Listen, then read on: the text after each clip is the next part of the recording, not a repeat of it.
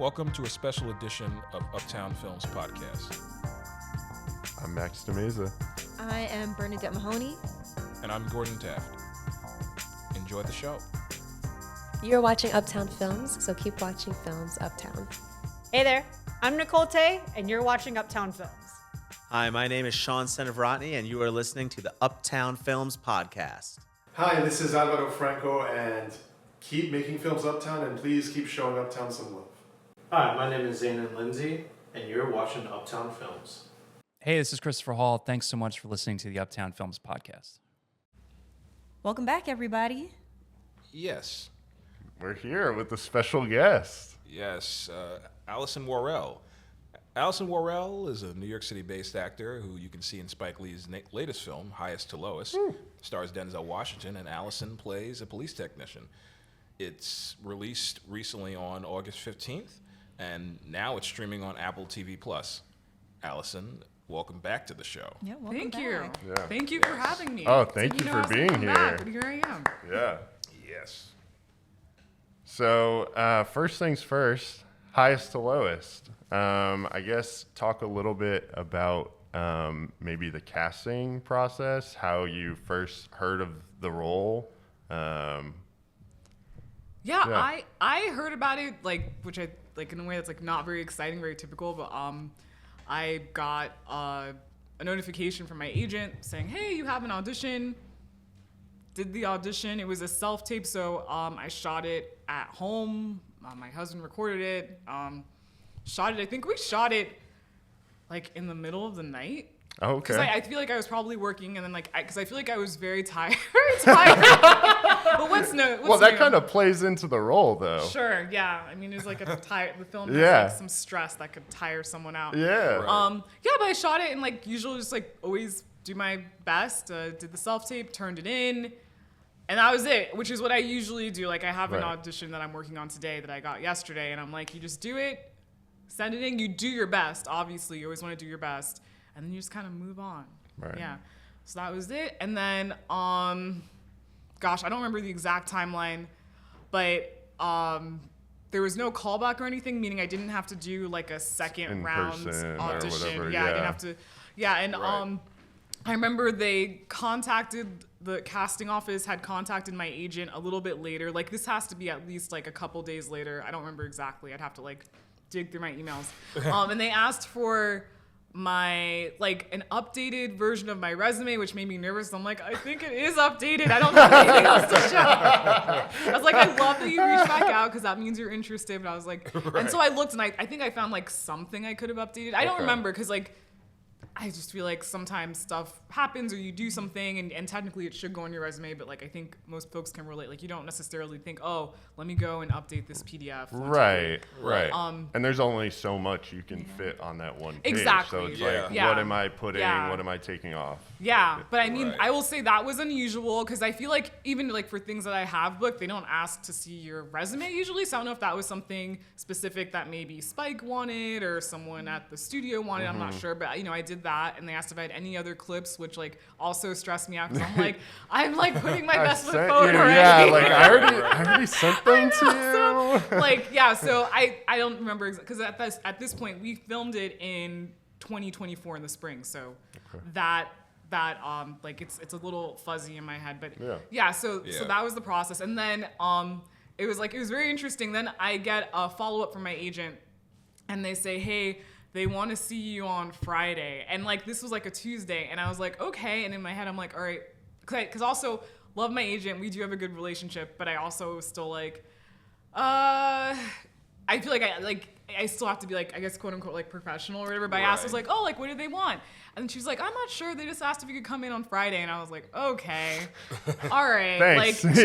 Yeah, I mean, she only knows what she knows. Yeah, whatever. yeah. Right. And I was yeah, I'm available. Of course, I'll be available. If Spike wants me at any hour, Right. anything, Yeah. 8:24. I was yeah, I'll be there. And then I found out the day before, okay, yes, they definitely want you to come in on Friday. And I was okay, cool.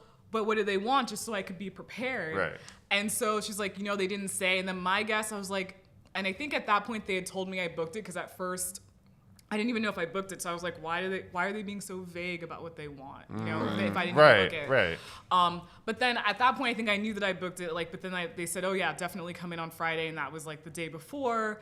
I just showed up, and literally the same thing I wore in my audition, which was I wore like a black turtleneck and like black jeans. I just wore like all black, and then I just showed up with like the basics. Like I had a water bottle, just like I do now. I have a water bottle. I had like a pen, pencil, and then I brought the script or whatever. And then I found out late the night before that it was going to be a read through. Again, still a little light on the details. I was like, oh, a read through, like because the audition was not more than a handful of lines, and I've done a lot of auditions like that.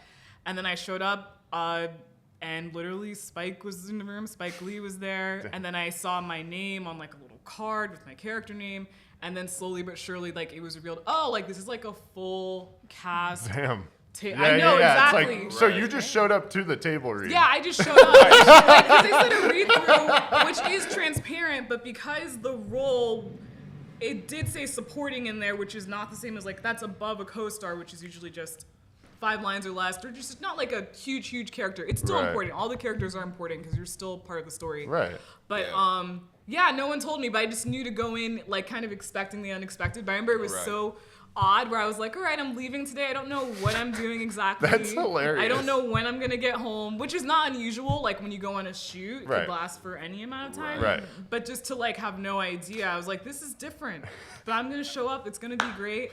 And it was great. I was surprised. It was actually fun. Like I wasn't just like a ball of stress because I get stressed a lot. I mean, and I can imagine that's a very stressful situation. Yeah, I was like walking shocked. into. I was shocked Yeah. because then Denzel Washington was there, and I knew he was in the movie because I did look up the film before I always look up projects before I audition so I can like get a sense of like what the tone and pacing is. Right. And then like I saw other names that I didn't know were attached. Like I saw like A$AP Rocky, who I really didn't have that strong of a sense of who he was. Like I knew, okay, rapper. Now I have like a much better idea because like I met him. Jeffrey Wright had no clue. Yeah. Damn. Had no clue. And then as things unfolded, I met more and more people. The director of photography was there, Maddie. I do not want to say his last name because I don't want to butcher it. And I've like met him multiple times, but Maddie L. Like, Maddie L. Like, no, he was lovely, but like I learned, oh, this person, like these people have like Oscar star. I'm like, so I was like shocked. Wow. But it was so cool. Like it was cool. It ended up being a good time. And they were very like good to work with, but I was very surprised. Yeah. So that was the process. Usually I just show up, I do my thing, and I go home. There's no follow up. Maybe fitting. Usually you go to a fitting, which I did do for this as well. Right. But usually when you book something, especially if it's not like one of the big lead roles, usually you just do your self tape at home. You send it in. If you book it, you hear from them. If you don't, you just don't hear from them, and that's it. It's kind of like sending out a job application for anything, but just Yeah. a little more intensive because you got to film yourself and put a little heart and soul into it. Yeah, you gotta turn on, turn off. You have to Yeah. care, but like don't care too much. Right. But you do need to care. Right. Yeah. Speaking of which, speaking of like working, what was it like to work with like Denzel Washington and Spike Lee and folks that were in the industry for so long? Yeah. What's the directing approach? What's the acting approach? Oh my gosh. Okay, so I feel like one thing that I was very surprised by was how like I was a little nervous. Like obviously you hear about people, but it's different like actually working with them, or maybe if you've like met them before, but like working with them. And I was there for a couple of weeks. And the biggest takeaway that I got was that they were very okay with improvising. And I don't know if that was more of a Denzel thing or if that was more of a Spike thing.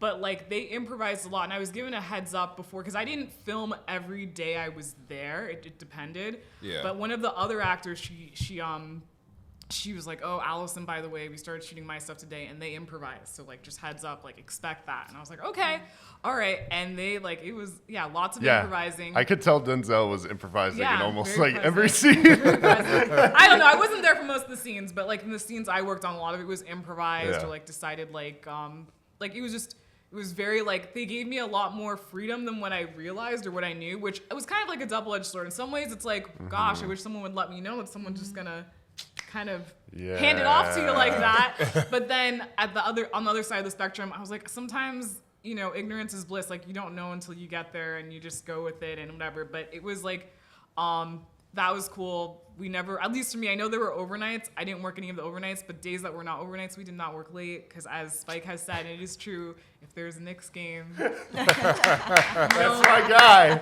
That's my guy. It was lots of early mornings, which is most shoots. Like you're gonna start early in the morning, right. Unless maybe you're doing some night scenes. But everything we did was on a stage.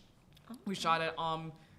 For the scenes I worked on, it was at Steiner Studios in Brooklyn. Okay. Yeah, I was gonna ask if it was in an apartment or on a stage. It was on a stage.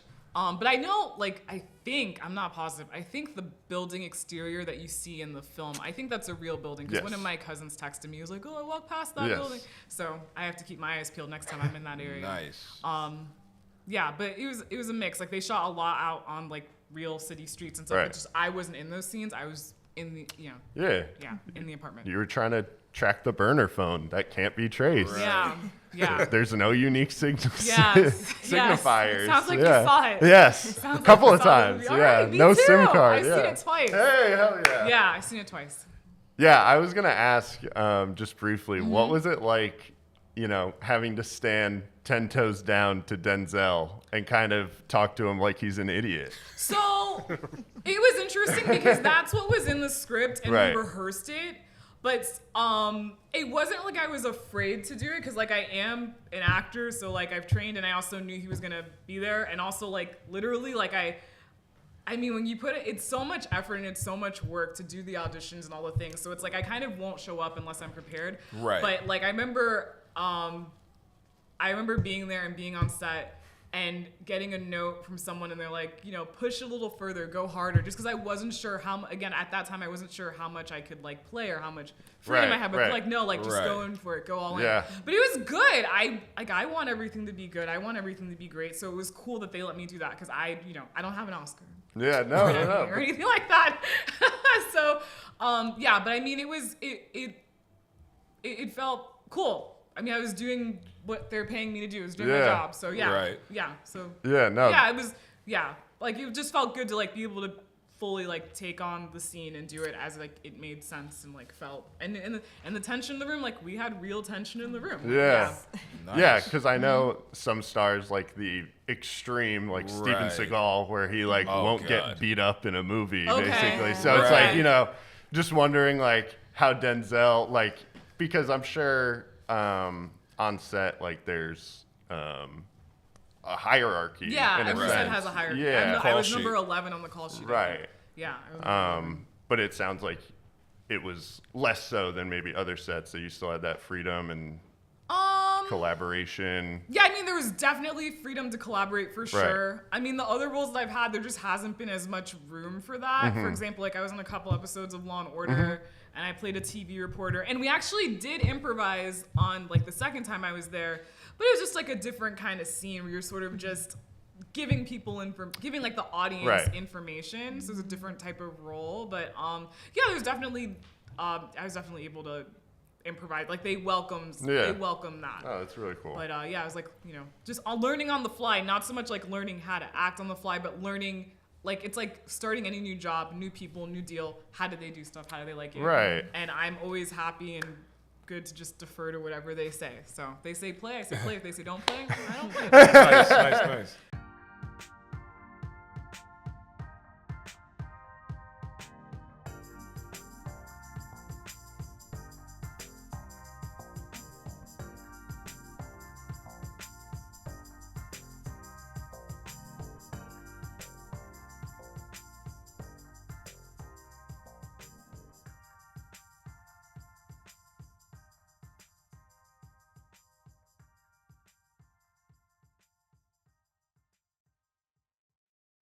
So Bronx Film Week, the Bronx Independent Cinema Center in Bronx, New York, had a week filled of different screenings happening at in different areas of the Bronx. So we went to Andrew Friedman Home, we were at the Bronx Library, we were also at the Joseph Yancey Track and Field. Yeah.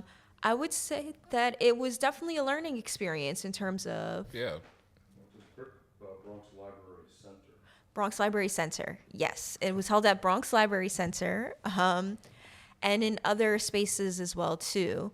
And so I think I would say it was definitely a learning experience. This was our first inaugural event for Bronx Film Week, and we were able to screen a majority of the films. There were technical issues, so it's definitely something that we can learn and grow from the next time. But all in all, I think it was a good connection in terms of like the things that were really great about it was that we were able to connect with a lot of different people. So I know the event kicked off on September 12th with our film hangout, sponsored by Filmmaker Fridays. Right. We were at Walnut Bar and Grill. Shout out to Walnut Bar and Grill and Oscar for hosting the event there. And it was a lot of people that showed up at the Filmmaker Friday event. Yeah, like around 50 people showed up. A lot of different people from all walks of life, a lot of different filmmakers. So it was a great event to put us on the map. And we are looking forward to hopefully collaborating with them in the future as well, too. We got to screen a couple of films and got to show movies like George Washington. Amazing film. How was that? Amazing. Oh, good. Very sad. I remember Ian was there. Ian Keldulis. Shout out to Ian Keldulis. Shout out. Board member. Yeah. I remember when the film finished, he said, what did he say? He said something like, well, I'm going to have to recover from that one. Damn. That was, yeah. It was like, was it sentimental, intense? It's intense. There's one scene that it's like really like, wow, it's heartbreaking.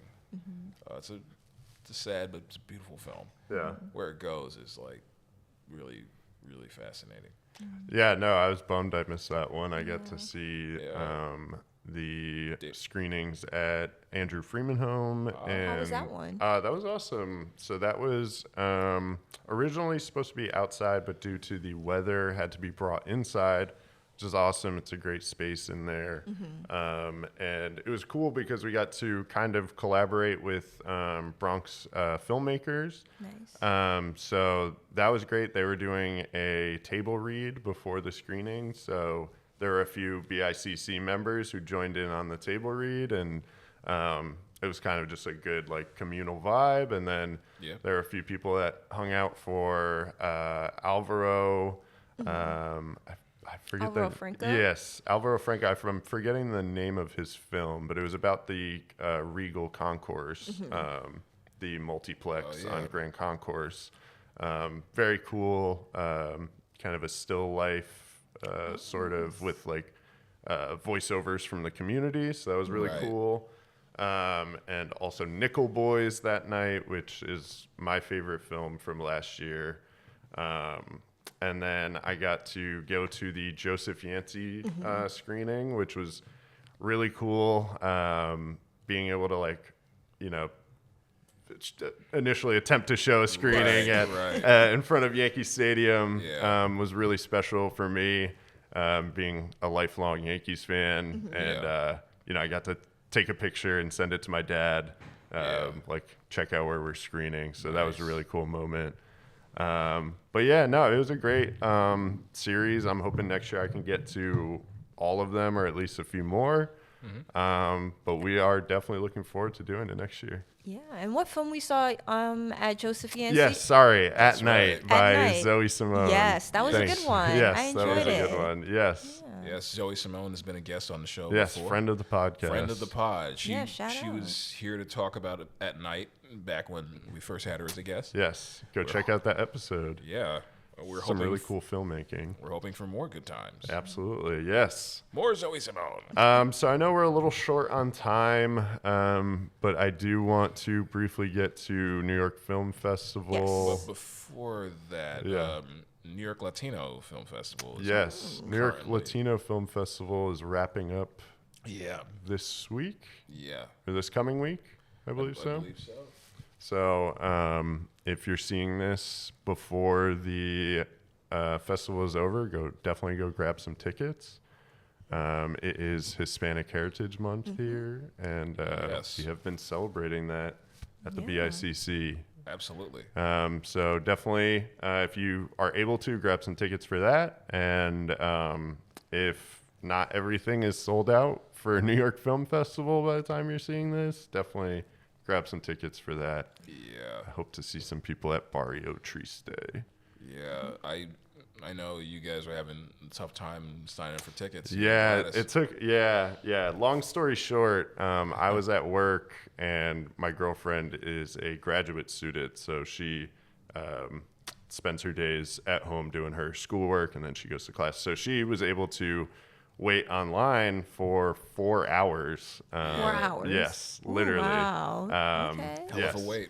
Yeah, so she had that tab open for 4 hours and was just chilling, waiting for it to come to her spot, and was able to grab a couple of tickets, but a lot of things were sold out by that point. So, you know, I know that's how things work with, you know, people who want to go to something and has limited capacity. Yeah. But obviously you would hope that it would be a little easier. Yeah. I think it was even quicker getting US Open tickets this past year, which I had to wait for like an hour or two.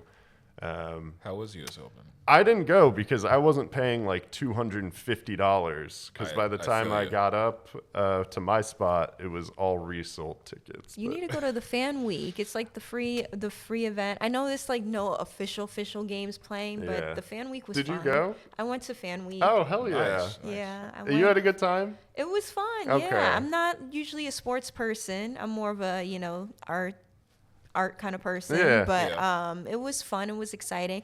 Okay. In the evening they had a block party. Got to see D Nice and Beverly cool. Beverly Bond, DJ Beverly Bond there. Yeah. Damn, that's cool. That was okay, cool, yeah. so next year, all right, we'll go to Fan Week. And it's free. And it's free. Yeah.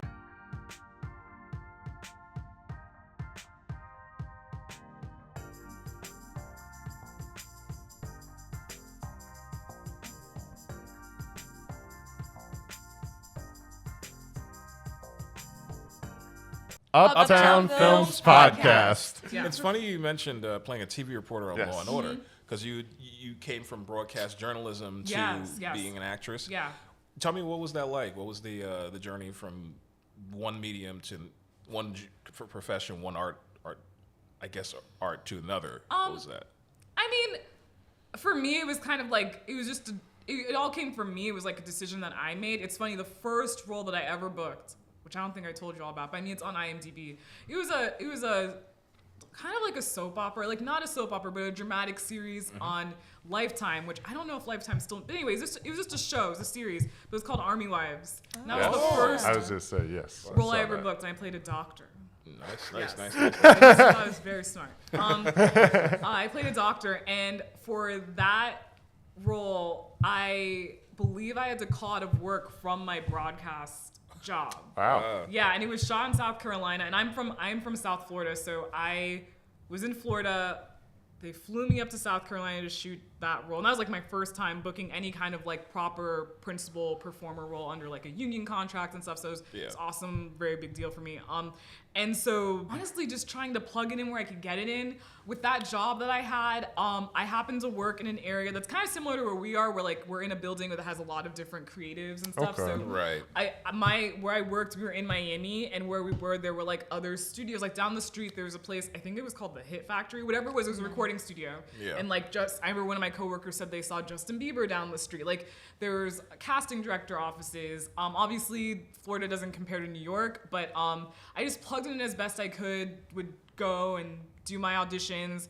At that time, most of the auditions were in person, but I was kind of close by anyway, so it was stressful, it was work, but I just plugged it in as best I could. In all honesty, what pushed me to fully transition into acting was, it wasn't really totally my choice, but I was laid off from my job. They did a big layoff, like long story short. I worked on a new show. The show was sold to a different network, and I knew I was interested in acting, and so what I did was, instead of just diving into trying to find another full-time news position, I was mainly like a writer and associate producer. Yeah. But sometimes I was like on TV, sometimes, occasionally. Yeah. I was applying to freelance production jobs and things, which I also had TV production experience from when I was in college as an intern. So I'd work on like actual shows that were like not just like on campus and stuff. Right. Stuff that was like in Florida. I just did my best to kind of position myself so that I could be able to do it. But I mean, it's hard, you know, because you gotta pay bills. Yes. Yeah. So it's hard. And I had a news job up here, a full-time job up here. I used to work downtown, and I was a writer downtown at a news station. So yeah, just hustle. But it's like very much me just pushing and kind of inserting myself into that. Yeah, and taking classes when I could and stuff, yeah. Nice. Do you find yourself incorporating a lot of the elements of broadcast journalism and the things that you've learned into kind of like your acting career? Yes, but not anything related to like on camera. So like the stuff. research preparation. Like definitely research and preparation is something that has translated well in terms of acting. Like when you're comparing the work I did as a journalist versus the work that I do as an actor. But I think the biggest things that I carried with me from working in broadcast that I carry with me to working as an actor are just like the needs to like follow up. It's stuff that you're never gonna see on camera, but like you have to follow up on things. Yeah. Whether it's like, oh, I don't know, like SAG-AFTRA, my union, they offer workshops. Making sure that like you check in and check the website to see if maybe a casting director you're interested in is doing a workshop at the SAG office or things like that. Because it just takes a lot of follow through, doubling up on things like knowing your industry, stuff like that. I have a buddy who's works up in Connecticut as a journalist for a small Connecticut paper, and just as an example of what you're talking about with the follow-up, he put in a FOIA request for body cam footage from one of the police departments. Okay. And it took maybe like 7-8 months for it to like actually process and him get that footage. Okay. And so like over that time, he's like checking in, call it like, you know, staying up to date on that. And you say FOIL, like Freedom of Information Act? Yes. Okay, yeah. I didn't get that totally right. But yes, exactly. No, you got it, you have to, You just have to keep, it's like, to be so consistent. Pound and then the pavement. And respond to things really quickly. Like when I was a writer, I'm writing for live television. So sometimes you need to get something on, well, every day, it's going to have to go out that day at minimum. But the last job I had, sometimes it needs to go up on air within minutes. And I feel like with acting, that can be similar where like maybe you have to make a decision really quickly. So you have to be able to think and react really quickly. Right. Has to almost become instinctual.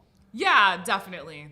But I mean, the nice thing, like going back to Highest to Lowest with the movie, is like if you messed up a line, like you weren't made fun of or like criticized or yelled at or anything, like you could just kind of go back into it and keep going. But I mean, people didn't really mess up their lines much, but it's like if you give people space to keep it kind of fluid, it helps. Right. Have you ever had an experience like that where somebody yelled at you for messing up a line? No, but I've seen a lot. Okay, you've seen it. I didn't see it on this project, which is like, that's easy for me. On Highest to Lowest, I didn't see it. But I've seen a lot of things because it's still a workplace. Yeah. And I've seen it happen to people who like, I'm like shocked by, because like there are people who are literally famous. Like I'm an actor, but I'm not famous. Like famous people. I will not name names. Yeah, it's not gonna happen. No. But like, and I'm like, wow, I can't believe that person's talking to them like that. Or I've had people tell me, oh, so and so said. Yeah.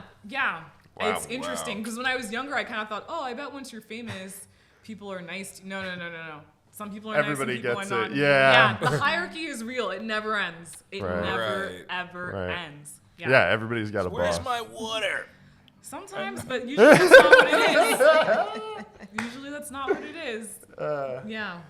So I have a kind of a light question to transition. So I notice you're big into plants. Yeah, houseplants, tropical plants. You said you're not an expert, but you're an enthusiast. Yes. So do you have any plant recommendations or any tips for plant lovers out there?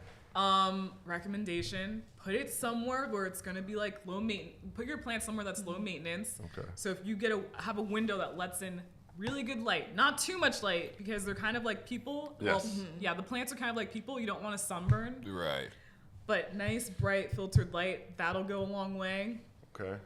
I recommend like a golden pothos or golden pothos. I forget how to say it. That one's easy. Snake plants, it's another super common, simple one to take care of.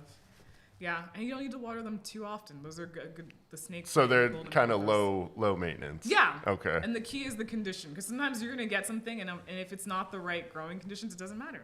It's never gonna really do well anyway. Right. Well, thank you. And you're originally from Florida, so has like in terms of like the plants, do they usually like? Is it kind of like the environment, like because the environment's so different in Florida in comparison to New York? Kind of like what kind of plants do you usually have in like Florida that would be preferably for houseplants as opposed to like New York City? Oh gosh. Where the environment is different. Okay, so one thing really quick, I didn't say, I'm actually originally from New York Queensborn. City. Oh, okay. Yeah, I was Yes. born Oh, in you're Florida. Yes. Yes, but I grew up in South Florida. Like I don't have any like I was very young when my parents moved down to Florida. But yeah, going back to the plants, I definitely noticed like my favorite plants are like some of them. I have multiple, but like one of my favorites are orchids. I found orchids are were a lot easier to grow in Florida than they were up here. Maybe it just depends on like the apartments that I've had or something, but yeah, there's not as much light up here. Yeah. Like it gets sunny, but we have overall not as much light. And you can't put your plants outside the same way you can Like down there. I got you. Yeah. I'm sorry, I didn't mean to cut you off. I was going to ask, did you catch the New York Botanical Garden orchid show? I try to go every year. And I did go this year. I went. Yeah, it was beautiful. Great. This is my first time. Yeah, It's it was always great. Beautiful. New York Botanical Garden in the Bronx, right here. Come on. It's the nicest botanical garden in New Yeah. York City. Oh, yeah. Yeah, I try to go every year, and I went this year. Hell and yeah. It was stunning as usual. Yeah. Stunning. Have you been to the like train show they do during I did Christmas? go once. I did not like that as much as the orchid show, and it was still cool. Yeah. But it was more like train focused. Yes, and a lot of like wood carvings. Yeah, Yes. but I have seen that. That is cool. Yeah. But I liked the orchid show more because I was more interested in seeing the plants. Fair. Yeah. Fair. Yeah, but it was lovely. It was great. Yeah, I would highly recommend that to Yeah. you guys if gotta you haven't check it been. out. Yeah, I it's usually beautiful. go during like the fall. Okay. Yeah. Because it's like the pumpkin season. And Oh, that kind of yes. stuff. Oh, cool. Nice. Yeah. Oh, nice. Yeah. I should get to that. Yeah. Love spooky season. I'm excited for October. Hell yeah.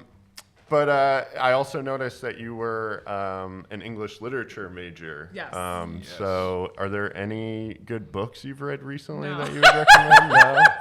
No. I'm like an English literature major. Yes, I was. But it really was focused on broadcast journalism. I'm Okay. actually not I a got huge you. reader outside of like reading trades. Okay. And I want to be a bigger reader. In fact, Yeah. I think yesterday Same here. or the day before yesterday, I finished a book, which I was telling my husband, that's a big deal for me. Because I usually read articles. I don't usually read I'm books. kind of the same way. So in the last 2 years, I think I finished 2 books, and neither of them were like novels. I want to like read fun stuff. Yeah. And I finished a book about architecture because I'm also very interested in architecture, specifically like Nice. here in the Northeast. Lots of very English-inspired architecture, but it all goes back to the ancient Romans. And oh my gosh, the other one is slipping my mind. But anyway, 2 main places. I believe Italy, and then oh my Greece? gosh, I'm gonna Greece. Thank you. Yeah. I was like, I'm gonna remember later. I'm gonna kick myself.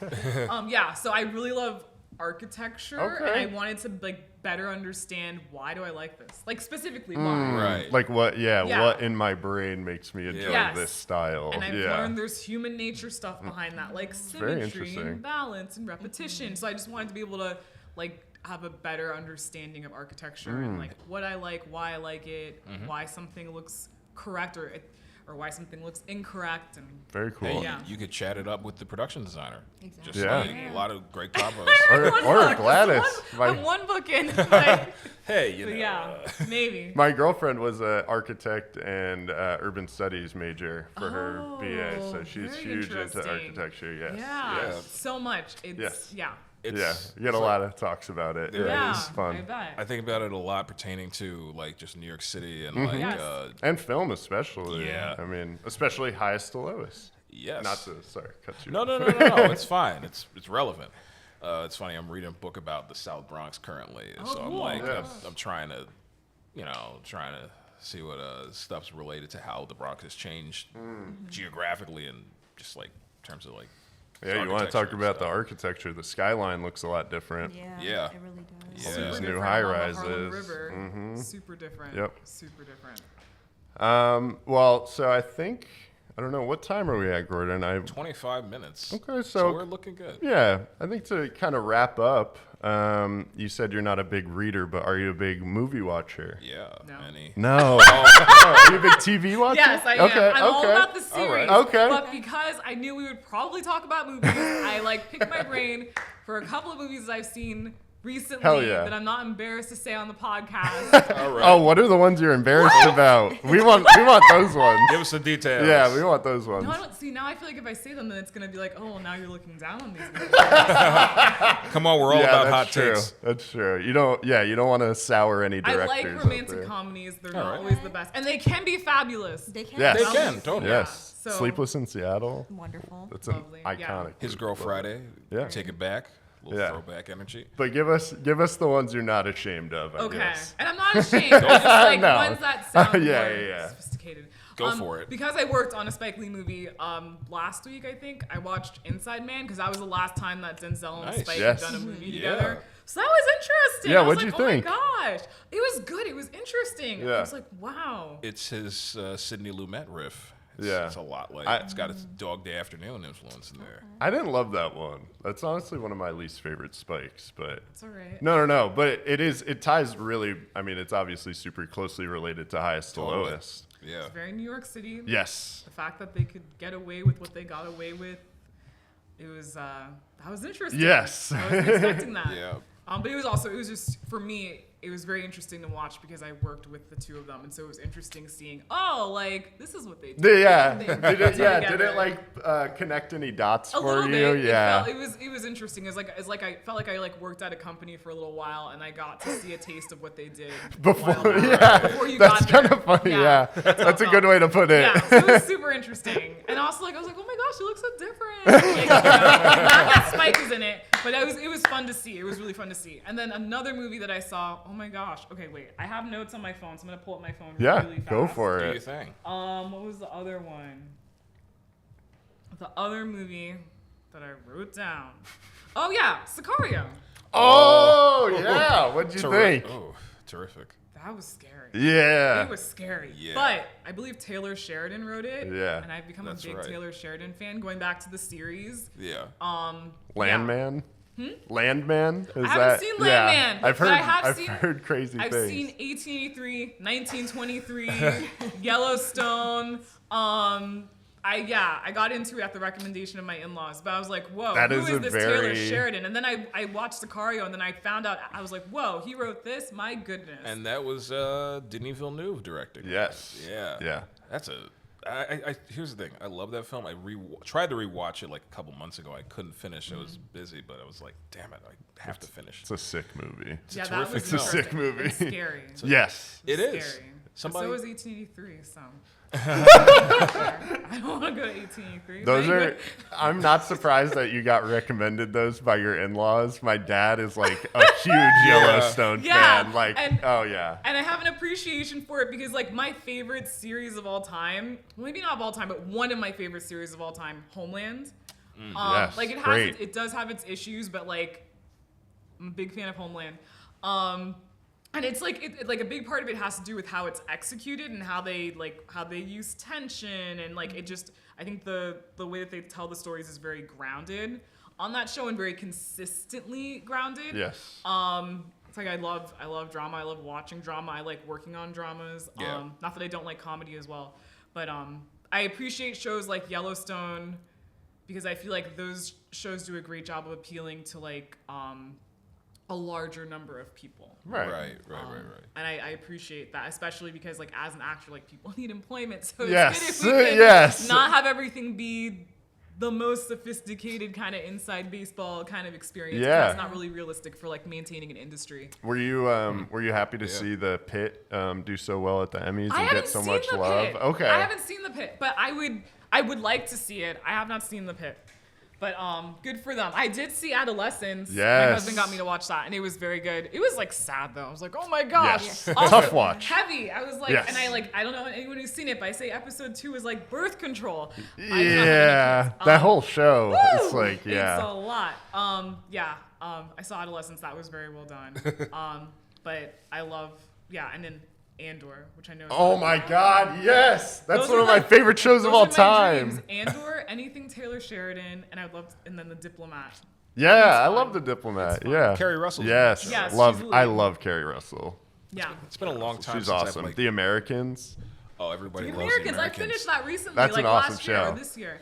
Yeah. But That's anyway, an awesome show. I love series. I know we're not talking about movies. No, I'm just, that's okay. I'm taking us off track. Yeah, Gordon, you had a But question kind of related to what we're talking about, yes. the preference between movie or TV. Right.